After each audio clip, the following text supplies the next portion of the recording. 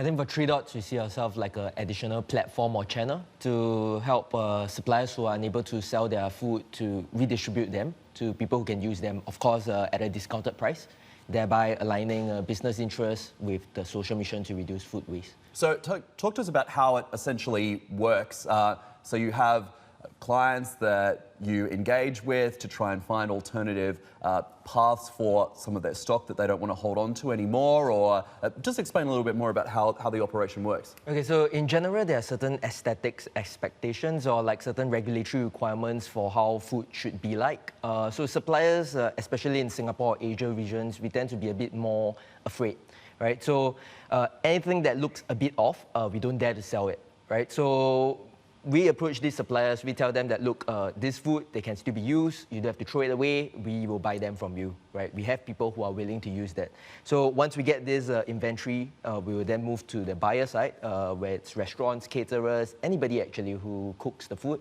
We'll tell them that we have this food available, discounted price, fresh, you know, they just look a bit ugly. Are you willing to use them? So that's roughly what Treedots is doing. And what's been the response then from restaurants and other suppliers that are acquiring this food that may not look so good aesthetically, but it's actually still fine?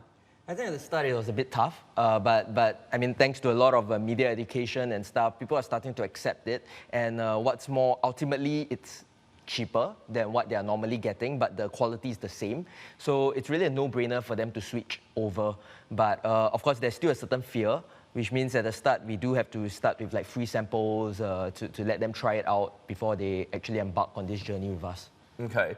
From your point of view, is it more, do you make money from doing it, I guess is what I wanted to ask, or is it more part of helping reduce this footprint of food waste? Because you could effectively build up quite a large inventory. If you have a lot of people that you're supplying to as well, it could become competitive. You could, I guess, employ the factors of supply and demand to price your products as well. Talk to us about the business metrics of the idea, if you can.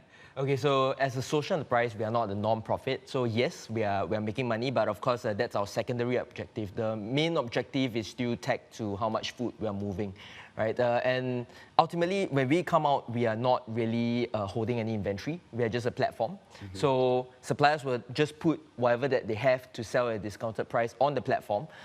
They will still be holding it, and only on the day of delivery itself, we will collect from them and deliver to our buyers per se. Hey everybody, it's Hadley Gamble from our new CNBC Middle East Bureau in Abu Dhabi. Thanks for stopping by. Now to watch more, you can try one of the videos that just popped up on your screen. And don't forget to subscribe.